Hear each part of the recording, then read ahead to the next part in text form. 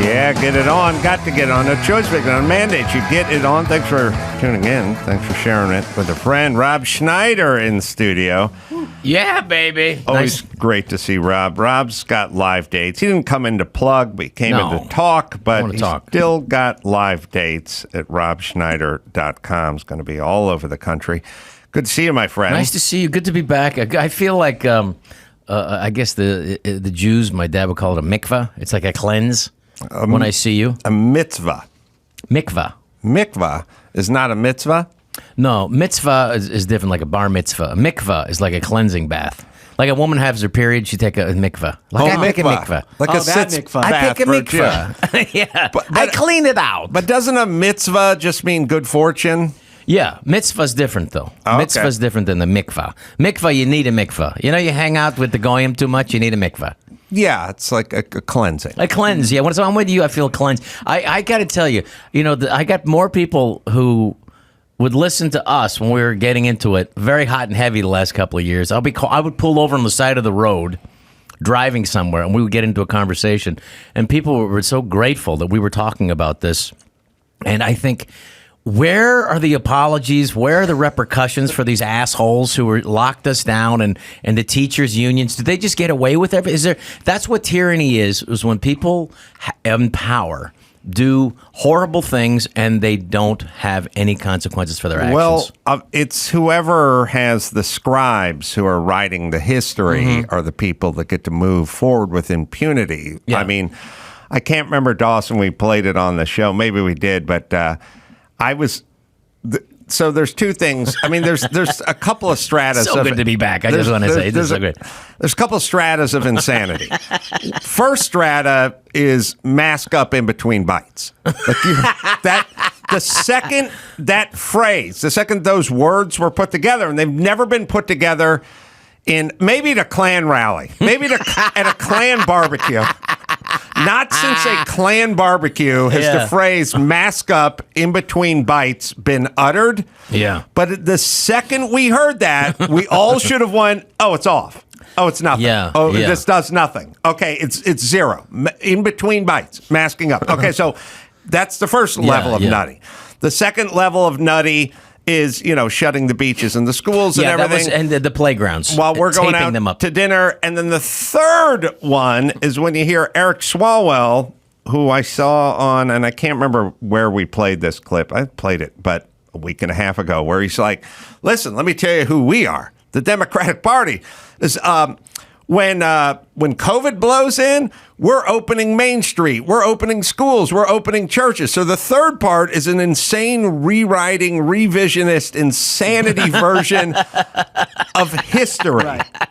That is basically like you being morbidly obese in high school and explaining you were all state in the high jump. Like, that's how insane this sounds. But that's where we're at now. Now we're into the freedom part where Gavin Newsom is the guy who locked down every school is discussing freedom at every turn. So then discussing how there's no freedom in Florida. There was no freedom. Right. He wants to impose the freedom that they have in California. Well, I like my freedom a little more specific, Gavin, because your announcements of freedom to love that's too vague for me. That's his kind of freedom is shut the schools, shut the churches, shut the beaches, but you have the freedom to love. Which I do believe you have even in like Alabama. Right. But all right, we have the freedom to love, which is never helped. Though, do we have this? We have this clip? This is the part that I'm most fascinated. And how long ago was this? A week and a half. The revisionist part's the part I like. Good to see you. Thanks so much for doing this. In this call that McCarthy held last week, he argued that House Republicans should focus their energy on other matters. What do you think? Is this going to happen? And what do Democrats do in the House about this? We are pro keeping the government open. And that's the difference between Republicans and Democrats. They like to rule. We like to govern. When it comes to ruling, they want to rule your body. They want to rule what you read. They want to rule how you vote. And we want to govern. We want to fix things. We want to get things done. When I-95 collapses in Philadelphia, we want to be the party that gets it open in 16 days. When COVID hits our country, we want to reopen main streets, churches, in schools. And when your healthcare costs are rising, we want to so be the when guys. COVID hits our country, you want to reopen Main Street, the churches. That's the part I know. I love. And the schools. All right. Well, then that would beg the question, who closed the churches, the Main Street, and the schools? And that would be Eric Swalwell, and your ilk. The Democratic Party as a group, as a Soviet bloc, voting bloc, to close everything while keeping open liquor stores. Yeah, and strip clubs and stuff, which I do appreciate. But which has their place. The other... So, Rob, you're a comedian, obviously, sir. And I remember exactly where I was about 6-7 years ago. I was sitting in the other shop. I was doing a one-on-one with Tucker Carlson, who came into town. Yeah. And he's like, what do we do about all the cancel culture? And I just said, stop apologizing. Everyone stop apologizing. That's the only thing that'll stop this is you just talk, you keep talking, you don't pause, and you don't get on your heels, you don't backpedal, and you don't explain. Once you are explaining, you know, when someone's calling you a racist and you're explaining that you have black friends, you've lost because you're now backpedaling from their insane allegation. And I just got interviewed 10 minutes ago in doing some shows in San Francisco at Cobb's. Yeah. By the way, October 13th, 14th this weekend. I don't play San Francisco anymore. Well, I just got interviewed at a local San Francisco news station. Ooh. And they got right out of the gate with the allegations, which I probably should have seen coming. Yeah. But here's a little tutorial, budding comedians, on how to answer these questions. Okay, good. Adam, I want to talk about, look, some of your jokes are, I think you would probably say this, right? Embrace it, controversial, right? You have been criticized for some of it. So, for example, jokes like, if AOC were fat and 60, would anyone pay attention to what she says? Hollywood. Well, that's not really a joke. That's just a truth. That's not a joke. It's an accurate thing. Let's recategorize that. But let me just ask you: there are people in Hollywood who would stay away from comments like that. You don't seem to have done so. In fact, the banner on everything reminds me of something is no apologies. I wonder how you respond to, I guess, critics who would say, "Oh, that's sexist or intolerant." Well, I'm a comedian, and that's kind of my job, is to, take subjects that maybe people want to steer away from, or take angles on certain subjects that some people might find offensive, although I don't really feel like people are offended. I always just feel like they say they're offended. I don't really know who's truly offended. I don't know how much a joke can impact your life, especially if it's a person you don't really follow or listen to. So I don't really have a filter. I just have things that I think are interesting or true or funny or all the above, and then I just say them. And I'm not really interested in people's reaction to it because that's their problem, and they're weak and they're kind of sad. And part of the reason we're going the direction we're going as a country is we're listening to those idiots. Please come to Cobb's Comedy. That's right. And 2 shows, 9 o'clock and 11. Well, they see, their whole thing is I said AOC, if she was 60 and fat, no one ever listened to a word They that just chick go ever by said that. again. And they go, that's super offensive. And I'm like, well, malaria, maybe something we don't like. I'm asking, is it true? If it's true, then it's true. You can say Ron DeSantis said slavery was a good thing. No, he said slaves learned trades and then used them once they became freed. Either it's true or it's not. I know you don't like it. I'm just saying, is it true? And then that's how we'll decide what to say. Well, the idea is this false notion that John Cleese talks about, where the Democrats, the liberals, I should say, liberal intelligentsia. By the way, it's Cleese, as he told me on this podcast. Cleese. He said it's like cheese. Yeah. Well, his real name was Cheese. His dad changed it. Oh, that's right. No, my dad's name was Cheese. Could you imagine how amazing that would have been? Yeah. No, it should have been. It would have been so much better for me to keep it as Cheese. No, so he says that, that the liberal intelligentsia feels that these people are so feeble and they are not, and so intellectually incapable of defending themselves that we must do it for you. Because, it's that whole thing about punching down. I don't want to say which famous Hollywood comedy director is like, he's punching down. That whole theory of punching down is such bullshit. Because what it is this, he's putting himself above these people. So you're punching down as if somebody is above somebody else. Right. I hate that kind of crap, I agree. It's the same thing about these people. We need to protect these poor more on people who could be called fat, and that would ruin their afternoon. Well, I don't even know who you're really defending when you're defending AOC. If you think about it, what is her constituency in terms of? She's in power. Right. She's in power. She makes good money, and she's going to the governor's ball tomorrow. And she's an idiot. And right. She's an idiot. She's a certifiable moron. But if she looked like one of my mom's friends when I was in high school, then no one would ever listen to Marge ever again. But that's what happens is you have like, there are places, and it's what happens like for a Republican to win the presidency. It's such an incredible, it really is like winning like the decathlon with like missing fingers, and a toe, missing toes. Because you automatically lose New York, you lose California to start, and now you lose Washington and Oregon, and then you lose, of course, Maine, and then Delaware, and then Connecticut, and New Jersey. So you're starting with, they only really need to get Wisconsin. That's where we're at now.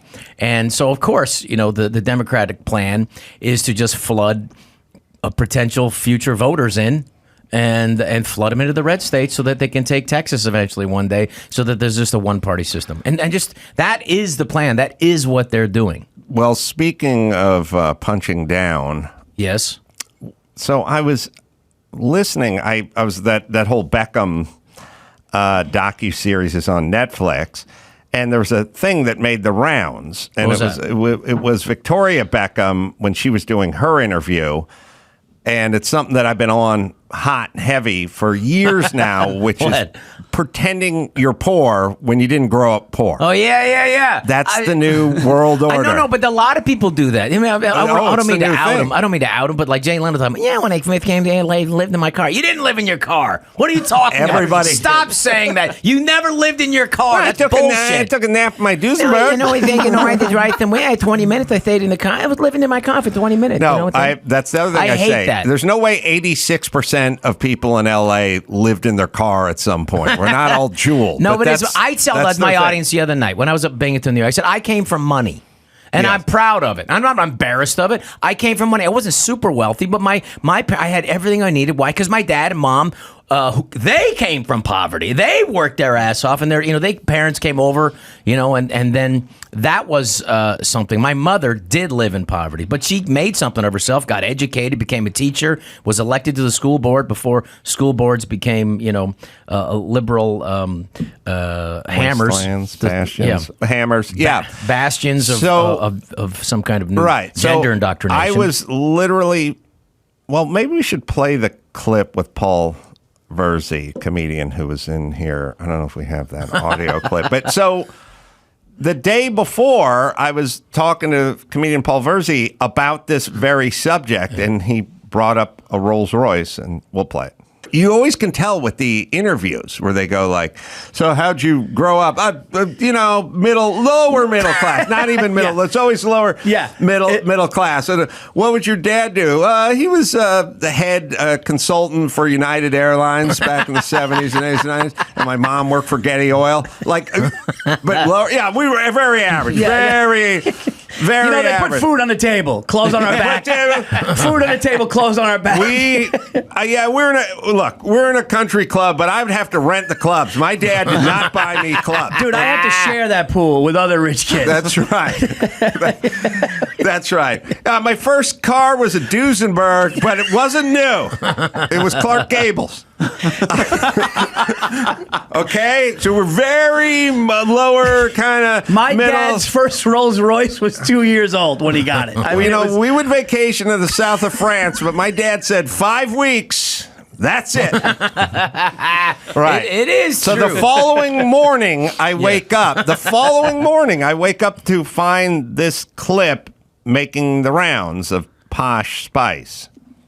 We're very working class. Be honest. I am being honest. I am being honest. What car did your dad drive you to school in? So my dad did. No, one answer. My dad. What car was it? All right, it's Good not for a him. simple answer What because. What did you get your dad to drive? It depends. No. It depends. He had more than one. In the 80s, my dad had a Rolls Royce. Oh my God! There you go. There Thanks, it David. is. Thank you. Right on cue. No, there it is. Good for him. And it's nothing to be ashamed of. You came from because your parents worked hard. Since when is it? I guess it just makes you look slightly better. And also, she's beautiful. Even if she came from poverty, she could have been a fucking model. You could have gone out at 13, 14, and then got modeling pictures and made money for some soap. Her name is Posh, which suggests a certain amount of luxury and leisure. You know what I mean? It's right in the title. She's not sporty. She's posh. When she was a kid, she was embarrassed by her family's wealth, so she said that she begged her father not to drop her off outside the school in the Rolls Royce. Wow. Right. I said the same thing with my dad in the donkey. We're going the other direction here, Pops, but I'm luxury. embarrassed. Donkey. That's an old Monty Python's guy. Donkey, fucking luxury. My dad used to drive us up. Now he'd drive us up. He'd throw us up. He'd carry us on his back and then throw us onto the cement every morning on the way to school. We'd crawl on our hands and knees without pants on.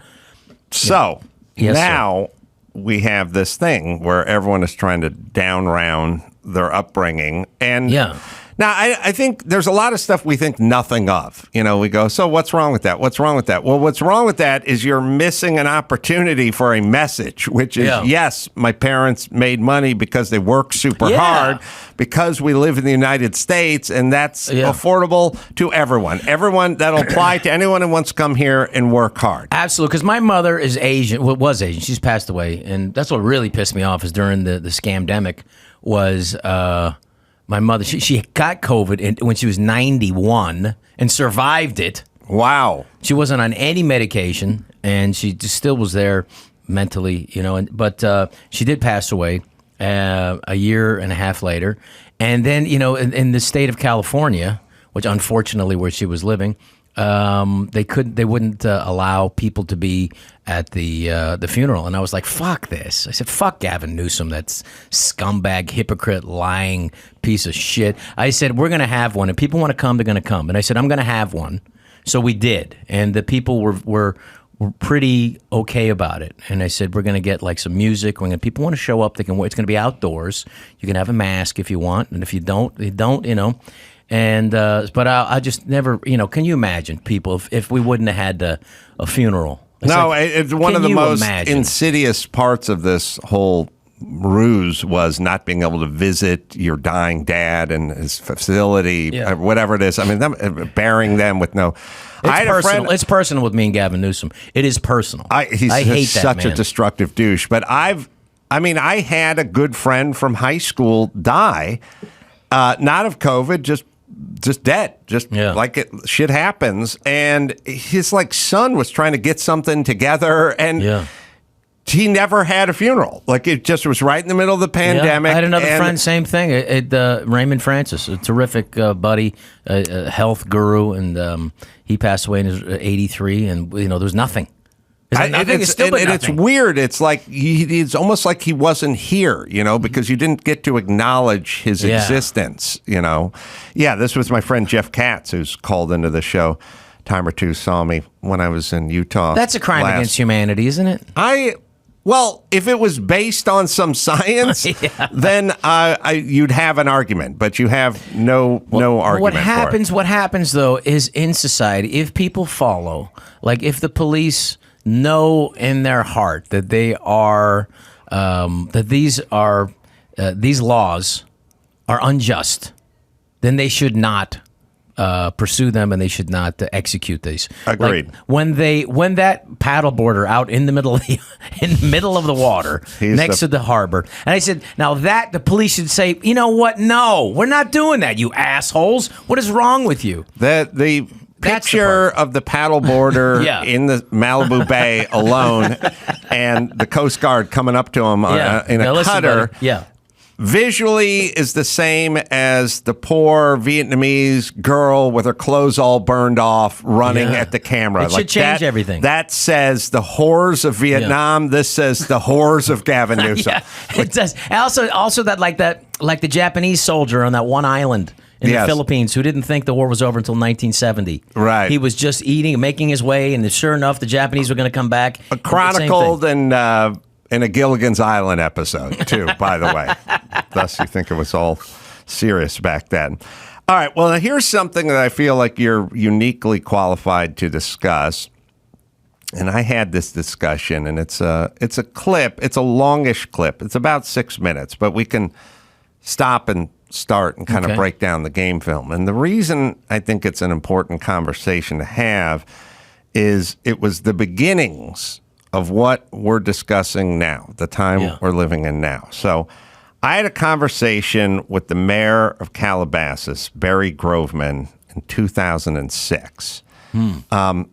People would call into my radio show like Gloria Allred. Yeah. And like Gavin Newsom would come in here. And I think I've repeated that clip many times. I think their thing is I just say whatever the fuck I want. I just float my fart balloons and everyone just genuflects in front of it. But He's I'm a comedian. like, I'm not going to do that if what you're saying is retarded. Yeah. I'm going to ask more questions or push back. And then what ends up happening is I get into a big kerfuffle with Gloria Allred, and then I never speak to her ever again, just like I never speak to Gavin Newsom ever again. But deservedly, what happened was they don't get challenged. They don't get challenged, and so they have no muscle mass. They cannot protect themselves when they do get challenged. They're like if somebody, like you owned a rabbit, you kept it for 6 months, you fed it Cheetos, and then you just let it go in the Hollywood Hills one day, and you went fend for yourself. Well, they're not prepared to fight the coyotes. And so they get soft. So that's what happened to Gavin Newsom. And they don't have talking points. Oh, they have talking points, but they're repetitive. They can't stray from them. And they can't back them up because I don't think they really believe them. Yes, I agree with that. So the thing that's, I think, interesting about the time we just passed through, and maybe the time we're going to be heading into again, was this is, 17 years old now, I guess. Yeah, 17 years old. And this is... And no one was talking about COVID or any. And but the seeds of it, you can tell. Like, when you were talking about cancellation, being canceled earlier, once they realized what's happening to Robert Kennedy, who just announced his to be an independent, he's not running for the crazy corrupt Democratic Party. They try to cancel you and once they don't succeed at that, then the next level is just to ignore you. Right. So they tried to cancel me for whatever. I remember because Dr. Drew and I were talking, I've been trying, for the pharmaceutical, if you question any of it, 85% of all spending on television, internet, whatever, is pharmaceutical spending in a non-election year. 85%. Right. So if you do go after them, they're going to have some guy write something and do this, whatever. But if they don't destroy you, if they don't cancel you completely, then they just go into ignore mode. Yes. I've said it many times. Because I've done this, if you make a film, like an independent film, comedian, whatever films I've made, that Rotten Tomatoes, the critics, they tear you apart. Yeah. If you make a film about the first black driver at Indy and it's really kind of a social justice thing, champion a black driver, then they won't review it at all. So then you get in ignore mode. You do a movie that's on Netflix and has made everyone's top 10 list for best sports doc, and there's 0 reviews on Rotten Tomatoes because either they have something bad to say, or there's certain subjects that they can't have anything bad to say about because it's about a black driver. This is their subject, so then you get ignored. So they go either attack or ignore, depending on who you are. So Kennedy went from attack Kennedy to probably now we're in the ignore. We're in the ignore category. All right, so this mayor, Barry Groveman, who is also an attorney, he called into my show. And I just had this glimpse, 17 years old, but I was sitting with Dr. Drew in here a week and a half ago, and I was thinking, I remember tussling with that guy, and many of the things he said were applicable to what we just passed through with COVID. Okay. He's doing a lot of citing of the experts. Oh, yeah. So, the experts are the new aristocracy. Right. We are the serfs. But this is 17 years ago, and we'll just listen and we'll break it down.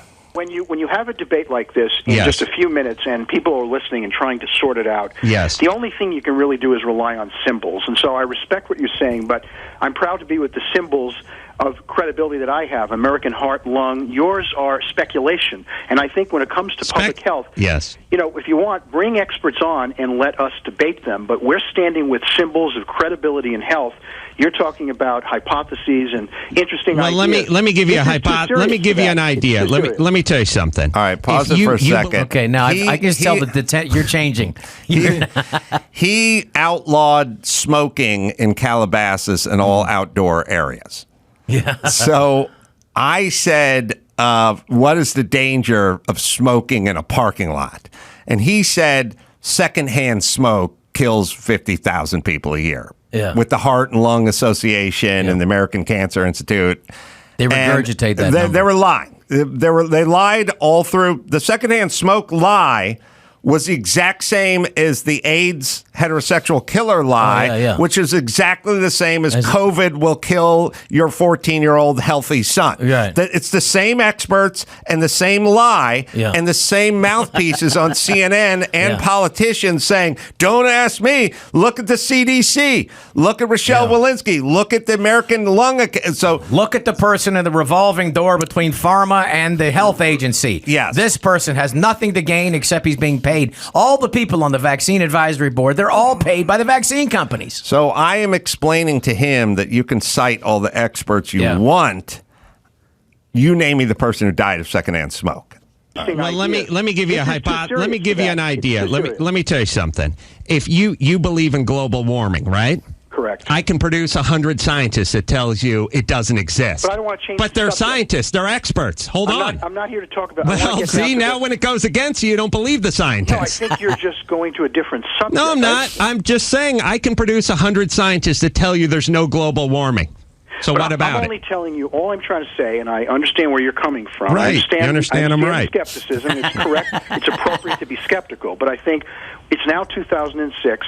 The evidence is overwhelming. And listen, if you have to decide where you want to come down, folks like American Heart and Lung and all of the oncologists are the ones that we should be guided by on such a serious issue. Right, but here's the point, though. You've just conceded, though, that the ulterior motive of all the oncologists and people who are anti-smoke is to weed people off of smoking cigarettes. That's not an ulterior motive. That's a noble motive. No, it is a noble.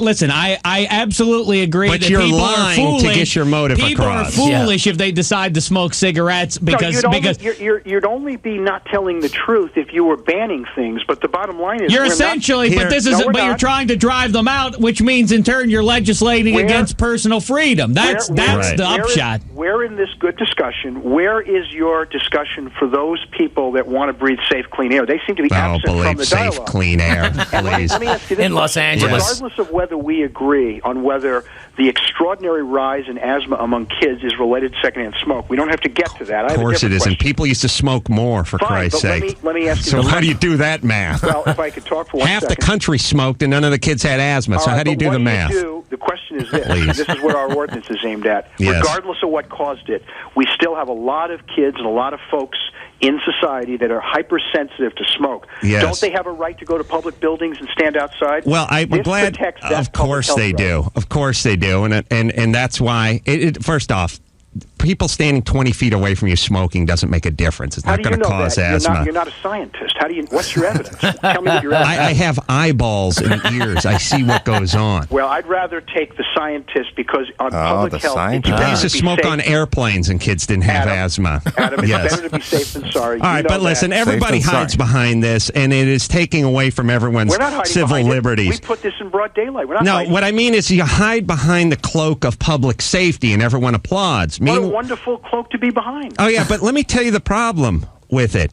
It enables people. We're turning into a litigious, frivolous society. There's no litigation here. This is all going to be done by cooperation like it is in somebody can tell you to put your cigarette out at the park, and if you don't, you're going to get a ticket. What kind of bizarre Orwellian nightmare have we entered? Why does the Chamber of Commerce and the Restaurant Association support what we did as a strike? Because you strong-armed them, that's why. Well, I don't think so. Yes, of course. Because you told them you're going to send the health inspector down to close them down if they didn't agree with you. Because you've decided that it would be good for people not to smoke cigarettes because this is a righteous cause does not mean talk about hiding behind a cloak. Now you're allowed to take away people's right to do what they please with themselves. You never did do the math where more Americans smoked 50 years ago and less kids had asthma. Adam, I just want to ask that. Well, he ignores that. Yeah. In fairness to the discussion you started with. You can't do that math for us? In respect, yes. Tell me who the symbols, everybody that debates us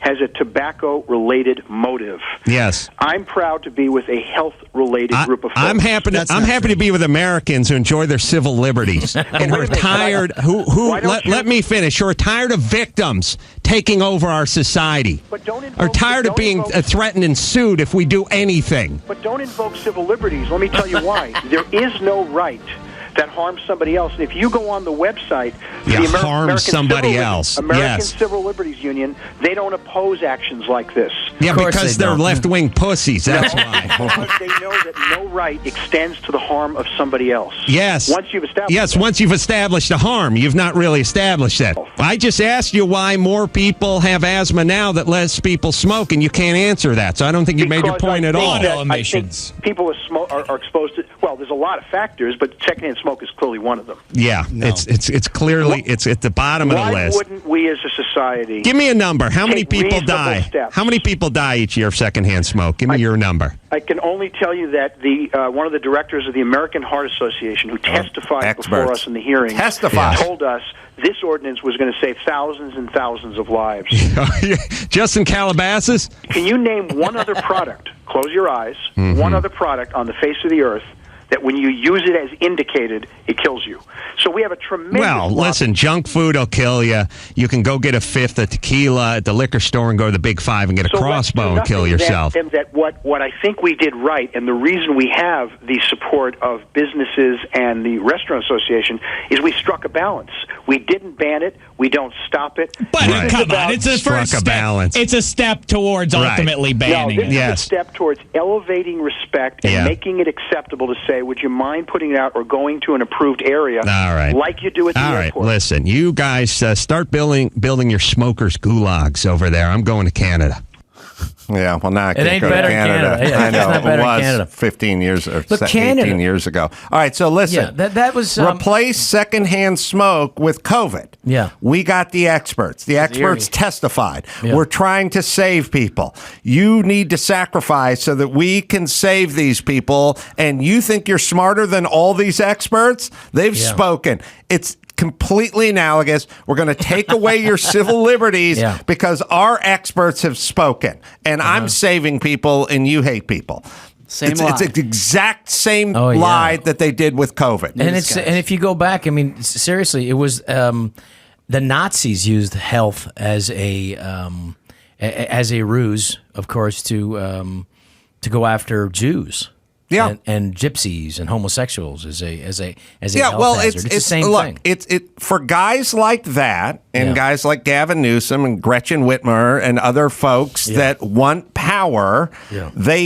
No one goes out and says, "I'm a tyrannical dictator. I'm fucking drunk on power and I want it all." They have to offer up an excuse. Lori Lightfoot has to explain that you'll be arrested if you walk by the lake because she fucking is drunk on power, but she can't say that. She has to say because of COVID, and that's what Gavin Newsom, and that's what this asshole did 17 years ago. He wants power, and all I'm saying is this is 17 years ago, and they're talking about same experts, same arguments. It is the same thing. Lori Lightfoot, and you know what? There is no repercussions from it. I mean, she didn't even get elected, which is tough. Being a black lesbian in Chicago, and you don't get reelected, you really fucked up. I mean, that is saying, well, we're not, that's too crazy. And then they hired somebody, they voted for somebody else who's even crazier. But she got hired, she moved, she made a lateral move. She's at Harvard University, she's now teaching governance.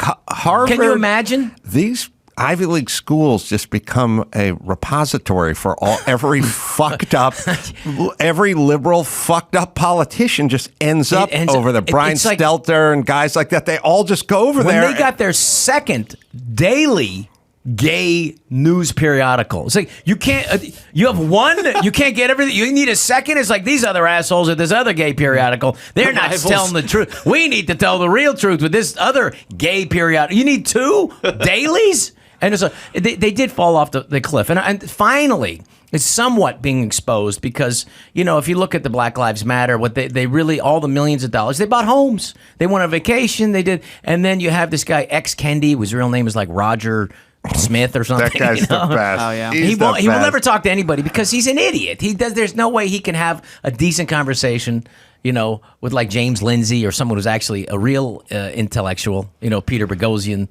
my buddy Andrew Doyle. These are people that can really have a conversation and question you about this. And these people won't go on because they cannot back it up. They can only stick to those same thing like the mayor did. He's got his talking points and he's not going to waver from that because he doesn't know how to actually have a conversation where he has to answer. Well, he's explaining that childhood asthma is up 50% and smoking's down 75%. Yeah. So how is it that you explain that statement? Yeah. Which is it's patently insane. And that's why I asked him 7 times to explain it. And then he told me there were other, I don't know what he said, other elements involved. Listen, you need to find, and I'll put it to Dawson, we'll take a break, but Ingram X Kendi, what's his first name?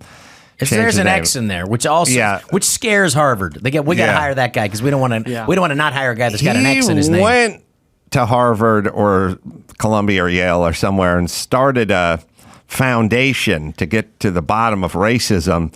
And now they've laid everyone off, and they're out $30 million, and no one knows where the money went. It's such a scam. I tell people all the time, these guys are hustlers. Oh yeah, and you guys all just race hustling, and you guys buying, and they do incredible, untold amounts of destruction to this country. But there's an article. It's about 2 weeks old. Of him and his endowment, and he's going to go study racism somewhere and get paid, and now the money's gone, and they don't know where the money went. One employee left, $30 million gone, and no one. And it's so embarrassing for Harvard. They don't even want to talk about or deal with it. They just want it to go away, but somebody found out about it, so they have to do something about it. But they don't want to do anything about it. Well, they didn't care. So here's the thing: I would say to people all the time about Black Lives Matter, who I labeled a grift from Jump Street. People say, well, what about these companies, Nike or Pepsi Cola or whoever who got ripped off? They gave these people $5 million and the people went out and bought a house with it and did nothing. All right, so what about Nike getting ripped off? And I'm like, Nike got every penny's worth. Oh, yeah. Because Nike's not interested in human rights or saving black people. Yeah. Nike's interested in not getting fragged politically. Yeah. So for having corporations in China. They just paid them so they could say they paid them, and they got their money's worth because they weren't buying anything with the money in the first place. Nike doesn't care if black people rise up or helped or educated or anything. They just have the illusion of it. That's why. That's just because, I'm Filipino, and, my mother was Filipino, and I consider myself. I never rode on it like you got to hire this Filipino guy. But Asians are the inconvenient minority because you can't blame white oppression keeping them down because Asians are doing better than anybody else, and you'll never hear about it. No. Because it doesn't fulfill that. Well, we'll take a break, and then I'll tell you about it right after this. Stamps.com, holiday rush, more mailing and shipping for your business, but doesn't have to mean more stress. Stamps.com, helping over 1 million businesses like yours save time and money for over 25 years. I've used Stamps.com here for 12 years plus. We send merch and books and paperwork. They gave us a scale. We do it all right in-house. It's your own personal post office wherever you are. Plus, premium discounts on supplies. With Stamps.com, all you need is a computer and a printer, and you are good to go. Get your business ready for the holiday rush with Stamps.com. Use the promo code ADAM for a 4-week trial, plus free postage and a free digital scale. And it's no lightweight scale. It goes over 50 pounds. No commitments, no contracts. Just go to Stamps.com, click the microphone at the top of the page, and enter code ADAM for all the freebies and savings. Well, Rob Schneider's shaking the dew off the lily, but he's going to be right back in the studio post haste. And we've found that article, the Ibram X. Kendi, who's what's his real name? His real name is Ibram Henry Rogers. People know him. He was the one who wrote How to Be an Anti-Racist. Right. So it's a great grift. And it's a multi-billion-dollar grift now where if you work for any Fortune 500 company, then they have to come in and you have to have a consultant show up. And every campus has 300 people working in that department, and then they need to get paid. But the real insidious part is you have to find something. If you're put on a campus and you're being paid to find termites, cockroaches, and or racism, eventually you got to show up with something in your bag. Otherwise, why are we paying you $250K a year? So now they have all the diversity officers, and that's why the campuses have completely gone off the rails. Do you think these people are genuine, though? Like, do they believe it, or are they...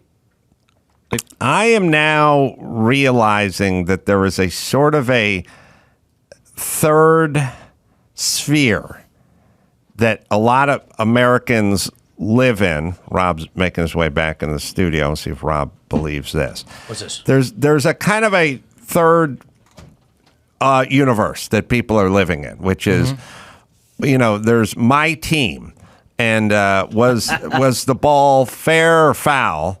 And well, that'll depend a lot on who's at bat. Because if it's my team batting, then it's fair, and if it's the other team batting, then it's foul.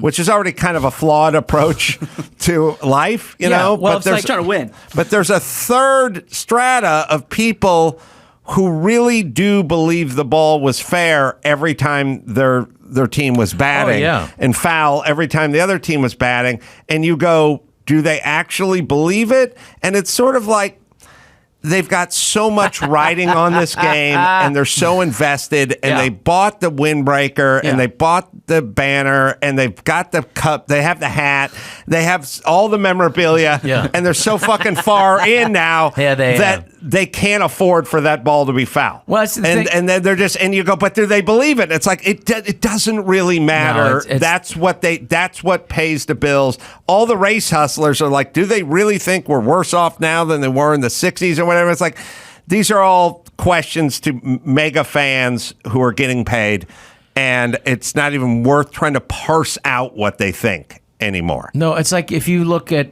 the defense of Biden and his son and his brother, they're like, the defense is an admission of guilt. Yeah. The defense is, no, but you can't tie any of the graft of his son and his brother to the president. It's only the son that did graft, 24 million, and his brother. You can't tie any of it. That's not a defense. That's an admission of guilt. I agree. And by the way, those shell accounts were in his grandchildren's names, not his. So... you can't tie any of it. You can only tie it directly and prove it to the son. It's like, that is, it's a crazy. They're insane. They're like, we have messages of him telling his Chinese business partner from Joe's house in Delaware, my dad's in the room. He can hear you right now. And if I tell him that you're stiffing us out of these thousands of dollars or millions of dollars, he's not going to be in a good mood. And then the argument is we don't know if he was in the room. He could have been in the bathroom. He could have been in the entry hall. We don't know. He could have been out of earshot. We don't know for sure. The defense part. Yeah, that's what gets to me is the most telling part because CNN, you're supposed to be a news organization, not a circle the wagons and protect your guy organization. You go out looking for leads, not fending off people who have leads. Well, that's the whole thing. If you look at actually what what the Washington Post, New York Times says they're going to do, they're supposed to. It's a search for the truth. Regardless of political party. It's regardless of what somebody thinks. It's a search for truth. And it's a search for garbage. It's an absolute...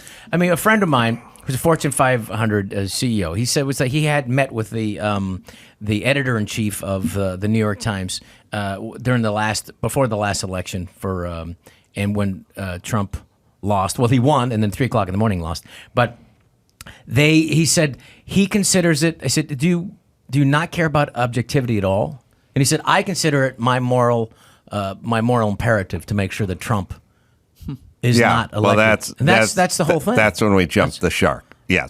Yeah. So we have the Ibram X. Kendi story that... What's his real name? It's Roger or something, isn't it? Ibram Henry Rogers. It's Henry Rogers. Ibram Henry Rogers. Yeah, but he put an X in there because it sounds cool. It is. It does. Of course. Ibram X. Kendi's Center for Anti-Racist Research lays off staff members. Boston University confirms. Oh, Boston University. Yeah. Sorry. The I thought it was staff Harvard. for Ibram X. Kendi's Center for Anti-Racist Research at Boston University will be smaller this school year.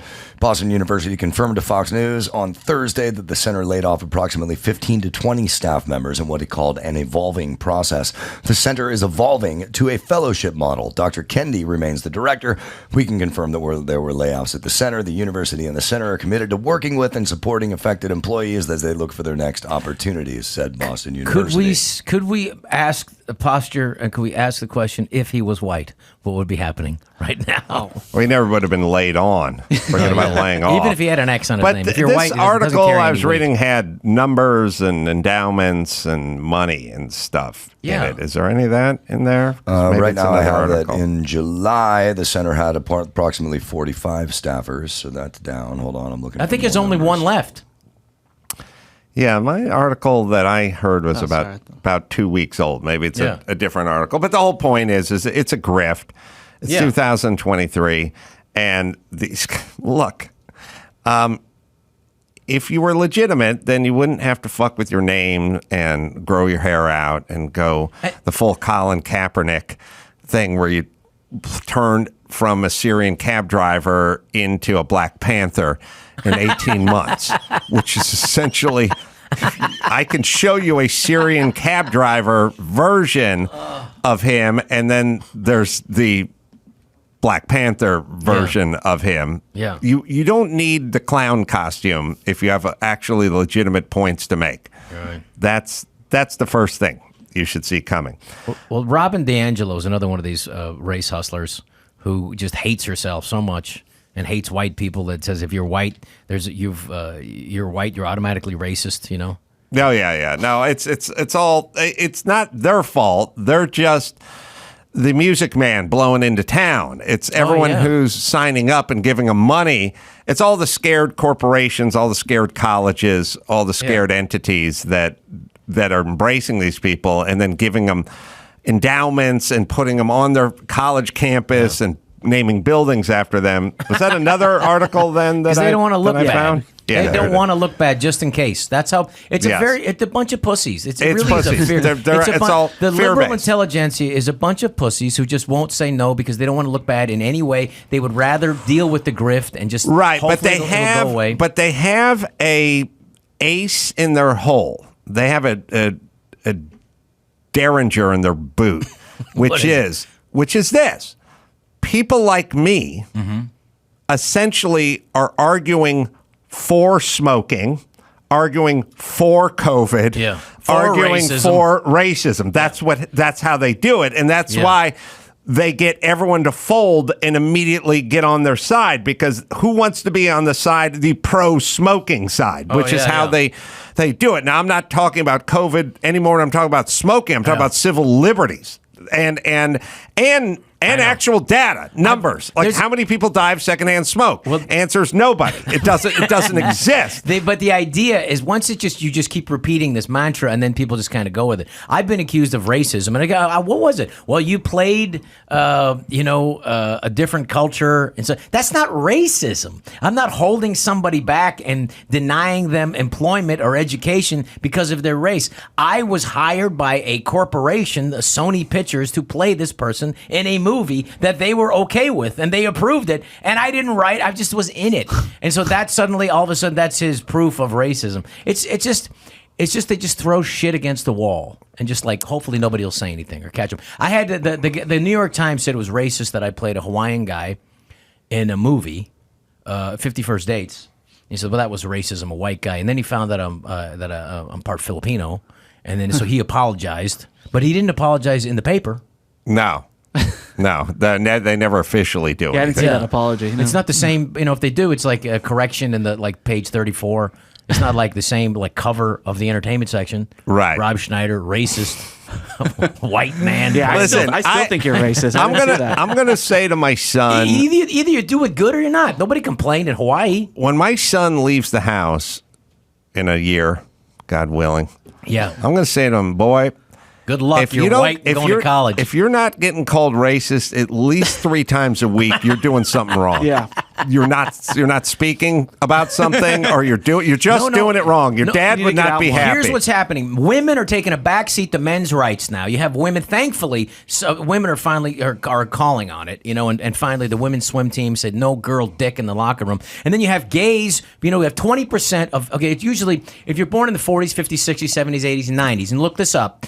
4% identify as gay. 4% if you're born in those decades. That's the statistics over 6 decades don't lie. Now you have Generation Z, 20% identify. 20%. And you have Brown University this semester, 40% identify because you get something for it. 40%. Now, Yes. statistically, it's impossible for them to all be gay. So if this trend continues, eventually, most of the people in the gay community will be straight. No, if there was actual... If they'll be straight, they'll be straight. So you have women that are taking a backseat to...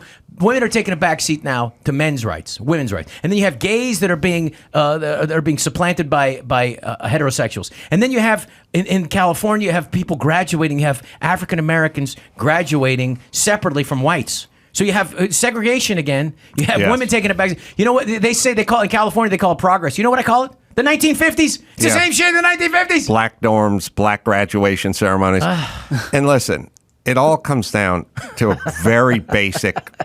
It's a very basic kind of math. Gavin Newsom can talk all he wants about how great California is. Yeah. If people are leaving California, then that's the bottom line. That's the first time in decades that there has been an exodus. Less people. Right. Bottom line. Less people in Cal. They lost a congressman. But, and I will say this, if you're claiming this is a racist country and people that are of mixed race, half black, half white, are identifying as black, then you've lost that argument too. It's a basic bottom line argument. There's nobody in Germany in 1938 and a half that was half Jewish and identifying as fully Jewish. All right, we have the article now, I think.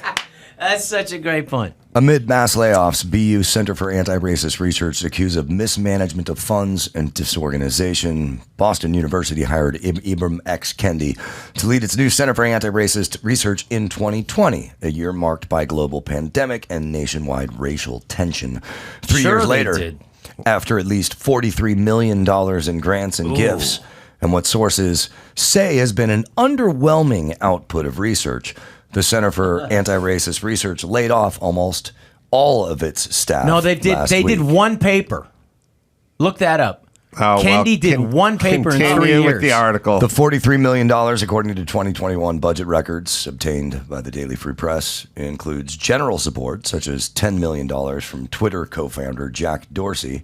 Wow. The document, which is not an all-inclusive list of the donors, also lists TJ Maxx Foundation, Stop and Shop, and Peloton as donating over $1 million. Kendi, a National Book Award-winning author of How to Be an Anti-Racist. Nobody read it. They just bought it. Nobody read it. Andrew W. Mellon, professor in the humanities and a history professor at DBU, founded the center 3 years after he founded the Anti-Racist Network. Kendi talked to BU. My hope is that, I'm not seeing many more numbers. All right. The whole point is it got 43 million and now they're breaking it down. So there it is. Grift, scam, whatever. I don't know. By the way, on a college campus, you're going in search of racism on a college campus. Yeah. You really need to go. You need to go to like a high school football game in the South or something. I don't think you're going to find it on the college campus. Right. But anyway, it's a grift. It's not what he's doing. It's what is everyone else who supports it doing. Why are they so? Why is Jack Dorsey giving them $10 million? Does he give them $10 million just to be left alone? Is it Is it basically paying off the mob not to break the windows of your dry cleaners? I think so. It's like you leave me alone. I'm one of you. I'm on your side. Leave me alone. I think it's that. Also, I think it looks good. He can say it on his portfolio. So Jack Dorsey. That's like a tip. First of all, he's a billionaire. Jack Dorsey's like $10 million to him is like leaving 30% at a restaurant. Is it the equivalent when these companies do this with Black Lives Matter or Ibram X Kendi or whatever? It's basically the equivalent of the liquor store in Santa Monica who puts the BLM flag on their store, basically saying, "Do not loot this place. I'm down with the cause." No, but it is. Right? It's the same thing as the restaurants, and you said it in that when you were talking to the mayor of Calabasas. They are strong armed. They feel whether they are actually called on the phone, they feel strong armed. Yeah. And so it's that perception. You don't have to call them. It's comply or you're not going to be working. It's understood. It is that. You are on our side or you're an enemy. All right. We got the news. We got other stuff to get to. And we'll do all that right after this. Let me tell you about Tommy John. Well, it's fall. Pick some apples, not wedgies. Get the new underwear that takes care of the whole fruit basket. Tommy John. When you wear Tommy John, you're so much more comfortable. You do everything better. I'm wearing mine right now. Dozens of comfort innovations, breathable, lightweight, moisture-wicking fabric, and it's 4 times the stretch of competing brands. Keeps you comfortable no matter what the season. Over 20 million pairs sold and thousands of 5-star reviews. Tommy John, they don't have customers. They have fanatics like me. They gave me my first few pairs, and now I buy them because I am hooked. Look, all I can tell you is once you get on to Tommy John, you'll never go back to what you're currently wearing unless you're wearing Tommy John. It's the best pair you'll ever wear. It's free. Guarantee. Am I right, Dawson? Get 20% off your first order right now at TommyJohn.com/Adam. 20% off at TommyJohn.com/Adam. TommyJohn.com/Adam. See site for details. Let me tell you about Angie. Homeowners. You know, it's a lot of work to own a home. Whether it's everyday maintenance, repairs, or dream projects, it can be hard to even know where to start. All you need is Angie. Your home for everything home. Find a skilled local pro who will deliver quality and experience. Over 20 years of home service experience. Bring them your project online or with the Angie app. Answer a few questions and Angie handles the rest. Look, you're busy. You don't have time to do all this stuff. Let Angie handle it. Take care of just about any home project in just a few taps. Download the free Angie mobile app today or visit online. Visit Angie.com. That's ANGI.com. ANGI.com. That's Angie. Let them do all the heavy lifting. Rob Schneider is here. Got dates all over the place. I'm going to be in Virginia this weekend. That's right. Harrison Opera House. Yeah. And you can go to robschneider.com for all the live events. It's nice working at an opera house, by the way. I could imagine. It's beautiful. And then it's nice because all the people that work at the opera house are so happy because it's just a comedian. It's a mic. They don't have to clean anything up. You could see all those people fanning themselves in the audience with their binoculars. I like the idea that the opera glasses, someone's like, look, we need binoculars, but these ones have to have a stick on them. Yeah. And you're like, why can't we just use binoculars? Like, it's too much work to hold your hand in this direction. You got to hold the stick, and we'll call them opera glasses. And it's like, is it really much more of a calorie burner to hold your hand this way versus vertically? I get it if you pay someone to hold the stick. Although I feel like that'd be a lot of conversations if you had like a opera. No, but you try binocular. This is tiring after a while. No, they're right, and you're wrong about But you're holding the stick. You still have to have the hand up. Yeah, but the stick can be down. You can lean the hand down. No, I do. I think this one. I think. You think they have a point? I think this one they do have a point, and also they're older people too. They get tired. Less work. Ami Horowitz is calling in. It's a friend of the show. It's funny. His latest PragerU video is Israeli or Palestinians, I should say. Who's more tolerant?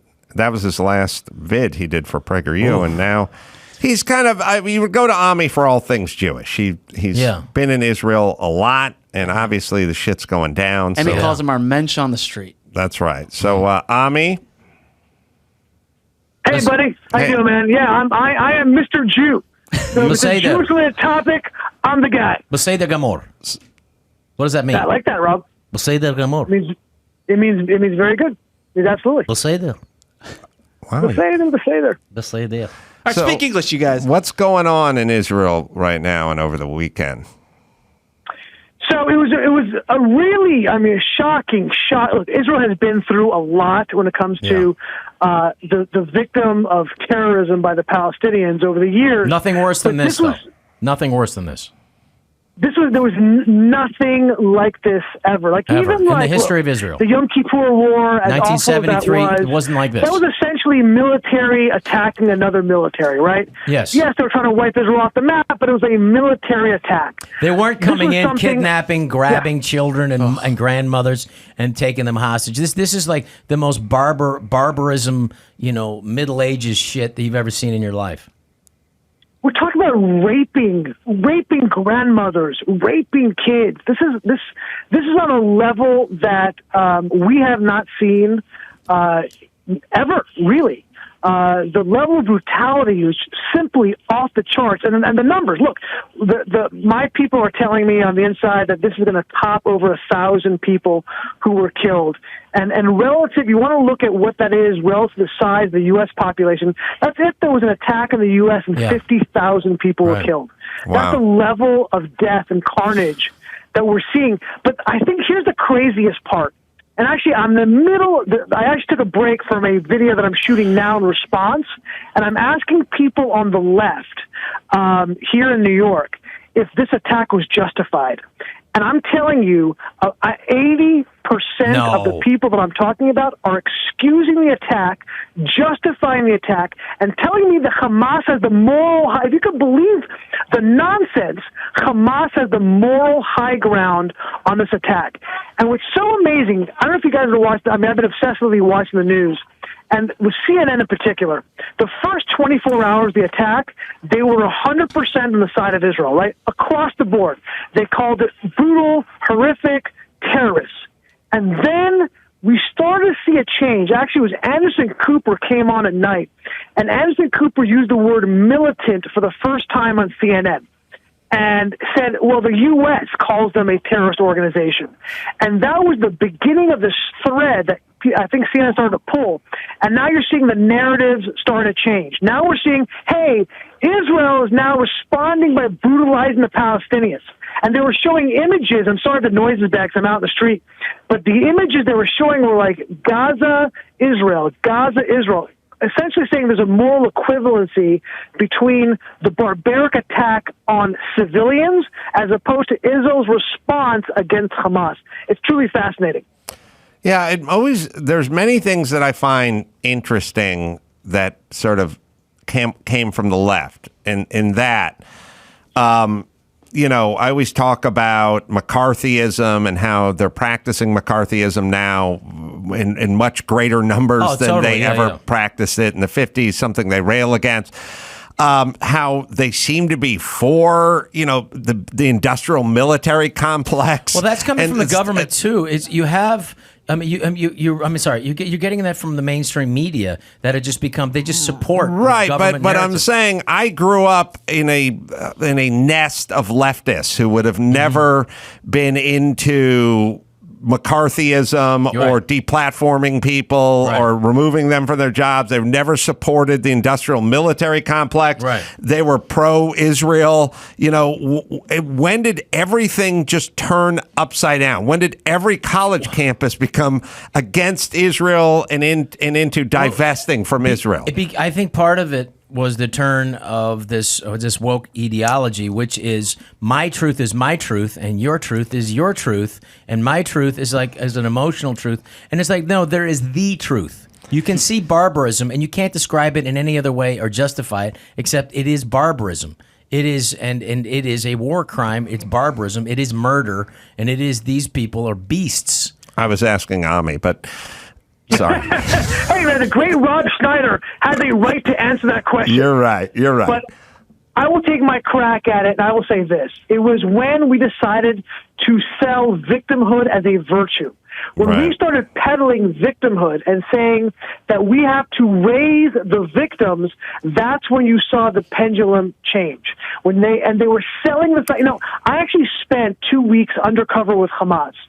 I got to know them and the mentality very, very well. They are extremely smart people. And they were telling me that we have to portray ourselves every possible way as victims because the West understands victimhood. They got this before we did. They understood the paradigm shift and dynamic of we can sell ourselves as victims, we will win the propaganda war, and they're 100% right. That's when it began, in my humble opinion. That's interesting.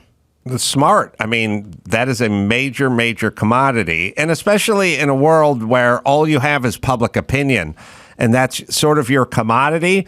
Well, then having every single dingbat on every single college campus be in your corner. And by the way, those dingbats are going to get jobs at CNN. They're going to get jobs as senators. They're going to get jobs in Congress. Those guys are going to leave that college campus in a few short years, be in positions where they're in charge of purse strings that have to do with you.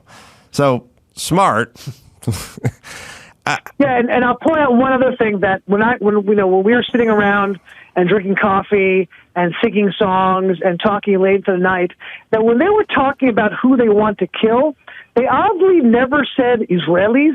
Those were not the words they would use, or Zionists. They kept saying Jews. I want to make things very clear. This is really not about land. It's about the eradication of the Jewish people. That's what this is. And they don't care if you live in Israel, if you live in New York City, if you live in LA or in Arizona. If you're a Jew, the Jews are what they want and who they want to wipe out. I want to make that very clear to my Jewish friends who are on the left who support the Palestinians and say it's Israel who are the oppressors. Hey, brother, I got to tell you a little secret. If they see you on the street, they'll kill you because they're a Jew. They don't give a crap, shit about your political perspective. All I can say is it's a good thing our border is shored up so none of these people can sneak across. It's a very good thing that we have such a stout border. Yeah, that there's not a possibility of any radicals or terrorists sneaking into the United States because we're ready for it. Taken care of that at the southern border where that's not a problem. So luckily, we're all safe. Thank you, Biden administration, for that. I go to sleep at night saying my prayers, saying, thank you, Kamala Harris, for being the border czar. Where would we be without her? Yes. Oh, my God. Exactly. Yeah, I mean, the biggest problem we have at the border is those border patrol guys on horseback beating those Haitians. These are honest people coming here to hang a shingle and start a new life, and then they are just bootstrapping them with their reins. So that was a big deal. Other than that, we have no problems at the border, Ami. So how do you think this thing's going to play out in Israel? It's no bueno. I think it's the best way of putting it. I think it's going to be very, look, I think it's stupidity for them to do that. I guess, look, I know why they did it. The reason why they did it was because they saw Israel moving toward peace with all of its neighbors, the people who were funding them over the years, right? The Saudis in particular, when they saw the Saudis moving toward a détente with Israel, they said, this cannot be. We have to find a way to create a wedge between Israel and the Palestinians. And the way to do that is to have an extended war. Look, Biden actually, I was happy with his statement. It was a very unequivocal support of Israel in this particular case.